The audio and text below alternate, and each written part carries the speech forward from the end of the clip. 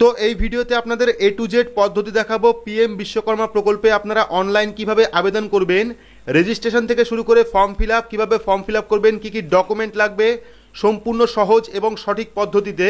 তো ভিডিওটি একটু স্কিপ না করে শুরু থেকে শেষ পর্যন্ত অবশ্যই দেখবেন। Step by step A to Z পদ্ধতি আজকের এই ভিডিওতে আপনারা দেখতে পারবেন। তো ভিডিওটি ভালো লাগলে অবশ্যই লাইক করবেন, চ্যানেলটিকে সাবস্ক্রাইব করে পাশে রাখা বেল আইকনটি প্রেস করে নোটিফিকেশন অল করে রাখবেন, সবার সুবিধার্থে ভিডিওটি শেয়ার করবেন। তো চলুন শুরু করি। তো পিএম বিশ্বকর্মা প্রকল্পে অনলাইন আবেদন করতে হলে আপনার স্মার্টফোন থেকে বা কম্পিউটার থেকে যে কোনো একটি ব্রাউজার আপনারা ওপেন করবেন।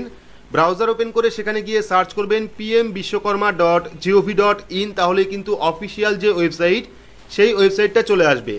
আর ওয়েবসাইটে আসলেই কিন্তু আপনারা যাবতীয় অপশন পেয়ে যাবেন। এখান থেকে আপনারা কি করবেন, একদম লাস্ট অপশন পেয়ে যাবেন লগ ইন, সেই লগ ইন অপশনে ক্লিক করবেন। ক্লিক করলে কিন্তু যাবতীয় যে অপশন সেই অপশনগুলো ওপেন হবে। তো বর্তমানে শুধুমাত্র সিএসসির মাধ্যমেই কিন্তু রেজিস্ট্রেশন হচ্ছে, সেক্ষেত্রে আমরা কি করব, second option CSC log in সেই অপশনে ক্লিক করব। ক্লিক করার পর এখান থেকে সেকেন্ড যে অপশনটা রয়েছে সিএসসি রেজিস্টার আর্টিজেন, সেকেন্ড অপশনে দেখতে পাচ্ছেন সিএসসি রেজিস্টার আর্টিজেন, সেই অপশনে ক্লিক করব। ক্লিক করলে কিন্তু পরবর্তী আরও একটি পেজ আমাদের সামনে চলে আসবে। তো পরবর্তী সিএসসির পেজটা চলে এসছে। এখানে কিন্তু আমাদের সিএসসির ইউজার নেম, পাসওয়ার্ড এবং ক্যাপচা কোডটা ফিল আপ করে সাইন ইন অপশনে ক্লিক করতে হবে। তো এখানে আমরা সিএসসি আইডি দিয়েছি, পাসওয়ার্ড দিয়েছি, দেওয়ার পর ক্যাপচা কোডটা এখানে ফিল আপ করে দিচ্ছি। তো এখানে কিন্তু আমরা সিএসসি আইডি বসিয়েছি, দেওয়ার পর পাসওয়ার্ড দিয়েছি, দেওয়ার পর ক্যাপচা কোডটা ফিল আপ করেছি। ফিল আপ করার পর সাইন ইন অপশনে ক্লিক করবো। ক্লিক করলে কিন্তু পরবর্তী আরও একটি পেজ আমাদের সামনে চলে আসবে। দেখতে পাচ্ছেন পরবর্তী পেজটা চলে এসেছে, যেখানে প্রথমে চলে এসেছে রেজিস্টার। তো এখানে প্রথম অপশনে আপনারা পেয়ে যাবেন, যদি আপনার বাড়িতে কোনো গভর্নমেন্টের চাকরি করে কোনো সদস্য, সেক্ষেত্রে কিন্তু আপনাকে ইয়েস অথবা নো করতে হবে। ইয়েস করলে কিন্তু আপনারা এই প্রকল্পে আবেদন করতে পারবেন না, সেক্ষেত্রে নো অপশনে ক্লিক করবেন। ক্লিক করলে পরবর্তী আরও একটি পেজ চলে আসবে, আরও একটি অপশান চলে আসবে, যেখানে থাকবে আপনি আগে কোনো সরকারি সংস্থার থেকে লোন নিয়েছেন কিনা, যেমন পিএম স্বনিধি বা মুদ্রা প্রকল্প বা পিএমইজিপি প্রকল্প থেকে কোনো রকম ঋণ নিয়েছেন কিনা, সেক্ষেত্রে আপনি ইয়েস অথবা নো করবেন। ইয়েস করলে কিন্তু আপনি এই প্রকল্পে আবেদন করতে পারবেন না, সেক্ষেত্রে নো অপশনে ক্লিক করবেন। ক্লিক করার পর কন্টিনিউ অপশনে ক্লিক করবেন। ক্লিক করলে পরবর্তী আরও একটি পেজ আপনার সামনে চলে আসবে, যেখানে থাকবে আধার ভেরিফিকেশন। তো প্রথমে আপনাদের এন্টার আধার লিঙ্ক মোবাইল নাম্বার, আপনার আধার কার্ডে যে ফোন নাম্বারটা লিঙ্ক রয়েছে সেই ফোন নাম্বারটা এখানে দেবেন। ফোন নাম্বারটা দেওয়ার পর আপনার যে আধার কার্ড বা যার নামে আপনি রেজিস্ট্রেশন করবেন তার আধার কার্ড নাম্বার এখানে দেবেন। তো আমরা এখানে আধার কার্ড নাম্বারটা দিয়ে দিচ্ছি। আধার কার্ড নাম্বার দেওয়ার পর যে ক্যাপচা কোডটা পাচ্ছেন সেই ক্যাপচা কোডটা এখানে ফিল আপ করবেন। ফিল আপ করার পর এই চেক বক্স অপশনে ক্লিক করার পর কন্টিনিউ অপশনে ক্লিক করবেন। তো এখানে আমরা মোবাইল নাম্বার, আধার কার্ড নাম্বার, ক্যাপচা কোডটা ফিল আপ করেছি। ফিল আপ করার পর কন্টিনিউ অপশনে ক্লিক করব। ক্লিক করলে পরবর্তী আরও একটি পেজ আমাদের সামনে চলে আসবে।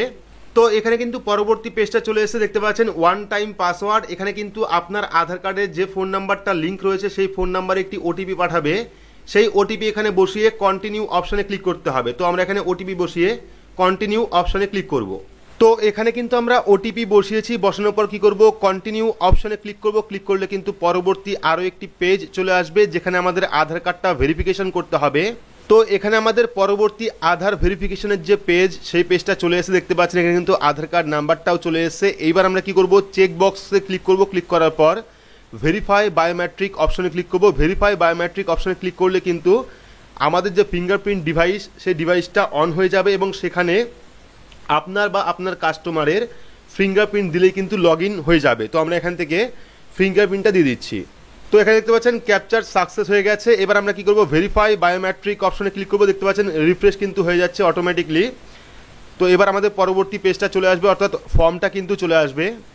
তো বায়োমেট্রিক ভেরিফাই করার পরেই কিন্তু মেন ফর্মটা চলে এসে দেখতে পাচ্ছেন মেন ফর্ম কিন্তু এখানে চলে এসছে। আমি কিন্তু প্রায় 7 থেকে 8 ঘন্টা ট্রাই করার পরে এই মেন ফর্মটা পেয়েছি। বর্তমানে এই পোর্টালটা কিন্তু খুবই স্লো চলছে, আপনারা চেষ্টা করবেন রাত্রের দিকে করার জন্য। ওটিপির সমস্যা রয়েছে, বাকি একটা পেজ ওপেন হতে কিন্তু প্রচুর সময় লাগছে, সেক্ষেত্রে রাত্রের দিকে করলে পরে কিন্তু আপনারা স্মুথলি কাজটা করতে পারবেন। তো দেখতে পাচ্ছেন ফর্মের প্রথমে চলে এসেছে পার্সোনাল ডিটেলস। এখানে কিন্তু আপনার আধার কার্ড অনুযায়ী আপনার ডিটেলস থাকবে, যেমন প্রথমে এখানে রয়েছে আমার নাম, দেখতে পাচ্ছেন এখানে ফুল নেম, তারপরে ফাদার বা স্পাউস নেম, তারপর date of birth, Aadhaar card অনুযায়ী ডেট অফ বার্থ থাকবে এই জায়গায়। তারপর থাকবে ম্যারিটাল স্ট্যাটাস, এখানে আপনি বিবাহিত না অবিবাহিত না ডিভোর্সি না উইডো অর্থাৎ বিধবা, সেটা আপনারা এখান থেকে সিলেক্ট করবেন। সিলেক্ট করার পর জেন্ডার, আপনার আধার কার্ড অনুযায়ী জেন্ডার থাকবে। তারপরে ক্যাটাগরি দেখতে পারবেন এখানে জেনারেল, এসসি, এসটি, ওবিসি, এখান থেকে আপনার যে ক্যাটাগরি সেই ক্যাটাগরি আপনি সিলেক্ট করবেন। সিলেক্ট করার পর দিব্যাঙ্গ অর্থাৎ যদি আপনি প্রতিবন্ধী হন সেক্ষেত্রে আপনি ইয়েস অথবা নো করতে পারেন। করার পর দেখতে পাচ্ছেন are you doing business in same state, অর্থাৎ আপনি একই স্টেটে একই রাজ্যে ব্যবসা করছেন কিনা, সেক্ষেত্রে আপনি এখানে ইয়েস অথবা নো করবেন। করার পর এখানে are you doing business in the same district, অর্থাৎ আপনি একই জেলায় ব্যবসা করছেন কিনা, সেক্ষেত্রে আপনি এখানে ইয়েস অথবা নো করবেন। যদি আপনি মাইনরিটি হন সেক্ষেত্রে আপনি এখান থেকে ইয়েস অথবা নো করবেন। করার পর দেখতে পাচ্ছেন কন্ট্যাক্ট ডিটেলস, এইবার আপনার ফোন নাম্বার, আপনার আধার কার্ডের যে ফোন নাম্বারটা লিঙ্ক রয়েছে সেই ফোন নাম্বারটা এখানে চলে আসবে। আধার মোবাইল নাম্বার আসার পর আধার কার্ড নাম্বারটা দেখতে পাচ্ছেন চলে এসছে। এখানে প্যান কার্ড নাম্বার অপশনাল, অর্থাৎ যদি আপনি প্যান কার্ড নাম্বার দেন সেক্ষেত্রে দিতে পারেন, না দিলেও চলবে, অপশনাল দেওয়া আছে, সেক্ষেত্রে প্যান কার্ড নাম্বার দিলেও চলবে, না দিলেও চলবে। এইবার চলে এসছে ফ্যামিলি ডিটেলস। তো এখানে কিন্তু ফ্যামিলি আপনার রেশন কার্ড অনুযায়ী দেখতে পাচ্ছেন আমাদের যে পরিবারের সদস্য সমস্ত সদস্যর নাম কিন্তু চলে এসছে এখানে, অর্থাৎ রেশন কার্ডে যতজন ব্যক্তি যুক্ত আছে পরিবারের প্রত্যেকের কিন্তু নাম এখানে চলে আসবে। চাইলে কিন্তু আপনি এখান থেকে ডিলিট করতে পারেন যে কোনো ফ্যামিলি মেম্বারকে, যদি চান আপনি কোনো মেম্বারকে ডিলিট করবেন সেক্ষেত্রে কিন্তু ডিলিটের অপশন রয়েছে। যদি আপনার ফ্যামিলি মেম্বার থেকে কাউকে ডিলিট করতে চান সেক্ষেত্রে ডিলিট অপশনে ক্লিক করে ডিলিট করতে পারেন। যদি আপনি রাখতে চান সেক্ষেত্রে টিক করার দরকার নেই। এখানে কিন্তু আপনার রেশন কার্ড অনুযায়ী দেখতে পাচ্ছেন অ্যাকশন, তারপরে নেম, রিলেশন থাকবে এই জায়গায় আপনার সাথে কী রিলেশন রয়েছে, তারপরে আধার কার্ড নাম্বার এখানে পেয়ে যাবেন। এখানে কিন্তু আপনার ফ্যামিলি ডিটেলস থাকবে, চাইলে আপনি ডিলিট করতে পারেন। তো ফ্যামিলি মেম্বার দেখার পর চলে আসবে আধার অ্যাড্রেস। প্রথমে কিন্তু আপনাদের আধার কার্ডের অ্যাড্রেস থাকবে, আপনার আধার কার্ডের যে অ্যাড্রেসটি রয়েছে এখানে কিন্তু সেম অ্যাড্রেসটা থাকবে, এটা কিন্তু পাল্টাতে পারবেন না আপনি। তারপর স্টেট থাকবে ওয়েস্ট বেঙ্গল, তারপর এখান থেকে ডিস্ট্রিক্ট থাকবে, এখানে পিনকোড থাকবে। যদি আপনার কারেন্ট অ্যাড্রেস সেম হয়, ঠিক আছে, যদি আপনার কারেন্ট অ্যাড্রেস সেম হয় সেক্ষেত্রে কিন্তু আপনি এখানে সেম অ্যাজ আধার অ্যাড্রেসে ক্লিক করতে পারেন, অর্থাৎ বর্তমানে আপনি যেখানে রয়েছেন আপনার আধার কার্ডের যে অ্যাড্রেস সেখানে আপনি রয়েছেন সেক্ষেত্রে কিন্তু আপনি এখানে সেম অ্যাজ আধার অ্যাড্রেসে ক্লিক করতে পারেন। যদি আপনার অ্যাড্রেস চেঞ্জ হয় সেক্ষেত্রে কিন্তু আপনি আদার্স অপশনে ক্লিক করতে পারেন। আদার্স অপশনে ক্লিক করলে কিন্তু আপনি বর্তমানে যেখানে রয়েছেন সেই ঠিকানা আপনাকে লিখতে হবে। এখান থেকে কারেন্ট অ্যাড্রেস সিলেক্ট করার পর ডু ইউ কাম আন্ডার গ্রাম পঞ্চায়েত, যদি আপনি গ্রাম পঞ্চায়েতের অধীনে হয়ে থাকেন সেক্ষেত্রে আপনি ইয়েস করতে পারেন। যদি আপনি মিউনিসিপ্যালিটি বা কর্পোরেশন এরিয়ায় হয়ে থাকেন সেক্ষেত্রে আপনি নো করতে পারেন। তো যেহেতু আমরা ব্লকে পড়ছি গ্রাম পঞ্চায়েতে সেক্ষেত্রে আমরা ইয়েস করব। ইয়েস করার পর এখানে আমরা কি করব, পরবর্তী অপশন পেয়ে যাচ্ছি ব্লক, এখান থেকে আমরা ব্লক সিলেক্ট করব। ব্লক সিলেক্ট করার পর পরবর্তী অপশন চলে আসবে গ্রাম পঞ্চায়েত, এখান থেকে আমরা গ্রাম পঞ্চায়েতটা সিলেক্ট করে নেব। তো এখানে আমরা ব্লক এবং গ্রাম পঞ্চায়েতটা সিলেক্ট করেছি। সিলেক্ট করার পর পরবর্তী অপশন চলে আসবে প্রফেশন। এবার আপনি কোন কাজটি করছেন সেই কাজটি এখান থেকে সিলেক্ট করতে হবে। টোটাল 18 রকমের কাজ রয়েছে, যে কাজগুলো করলে কিন্তু আপনারা এখানে আবেদন করতে পারবেন।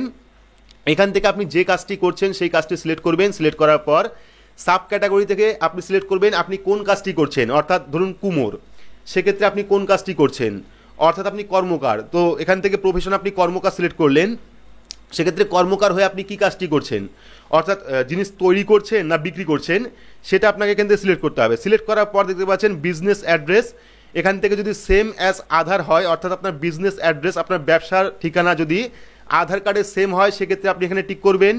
যদি আধার কার্ডে সেম না হয় সেক্ষেত্রে আপনি সেম অ্যাজ কারেন্ট অ্যাড্রেসে ক্লিক করতে পারেন, অর্থাৎ নতুন করে যে অ্যাড্রেসটা আপনি ফিল আপ করলেন সেই অ্যাড্রেসটা আপনি এখান থেকে ফিল আপ করতে পারেন। তার আগে কিন্তু আপনাদের এই যে ডিক্লেয়ার অপশনটা আছে এখানে আপনাকে ক্লিক করতে হবে, চেকবক্সে ক্লিক করবেন। ক্লিক করার পর যদি আপনার ব্যবসার ঠিকানা সেম অ্যাজ আধার অ্যাড্রেসে হয় সেক্ষেত্রে আপনি ফার্স্ট অপশনে ক্লিক করবেন।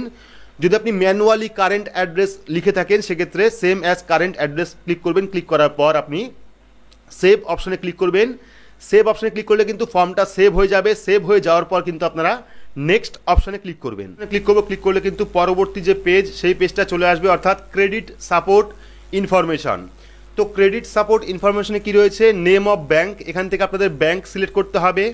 আপনার কোন ব্যাংকে অ্যাকাউন্ট রয়েছে সেই ব্যাংক আপনি এখান থেকে সিলেক্ট করবেন।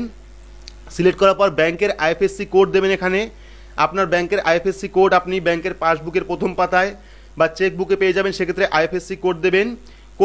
কোড দিয়ে সার্চ অপশনে ক্লিক করলে কিন্তু অটোমেটিকলি আপনার ব্রাঞ্চের নাম এখানে চলে আসবে। ব্রাঞ্চের নাম আসার পর আপনার যে ব্যাংকের অ্যাকাউন্ট নাম্বার সেই ব্যাংকের অ্যাকাউন্ট নাম্বার আপনি এখানে লিখবেন। ব্যাংকের অ্যাকাউন্ট নাম্বার লেখার পর কনফার্ম অ্যাকাউন্ট নাম্বার, আবারও কিন্তু কনফার্ম করার জন্য আপনাকে ব্যাংক অ্যাকাউন্ট লিখতে হবে, ব্যাংক অ্যাকাউন্ট নাম্বার লিখতে হবে। লেখার পর দেখতে পাচ্ছেন ক্রেডিট সাপোর্ট, এখানে চলে এসছে do you want credit support. যদি আপনি ক্রেডিট সাপোর্ট চাইছেন অর্থাৎ লোন চাইছেন 1 লক্ষ টাকা বা 2 লক্ষ টাকা, সেক্ষেত্রে আপনি এখানে ইয়েস করতে পারেন, বা চাইলে আপনি মেবি লেটার অপশনে ক্লিক করে ইয়েস করতে পারেন। ঠিক আছে, তো ইয়েস করার পরে কিন্তু এন্টার অ্যামাউন্ট রিকোয়ার্ড, অর্থাৎ আপনি কত টাকা চাইছেন। যদি আপনি ইয়েস করেন সেক্ষেত্রে কিন্তু আপনাকে এখানে টাকার অঙ্ক লিখতে হবে। যদি আপনি ইয়েস না করেন সেক্ষেত্রে কিন্তু এখানে টাকার অঙ্ক লিখতে হবে না। যদি আপনি এখন কোনো রকম লোন চাইছেন না সেক্ষেত্রে আপনি এই অপশনটা অফ রাখবেন।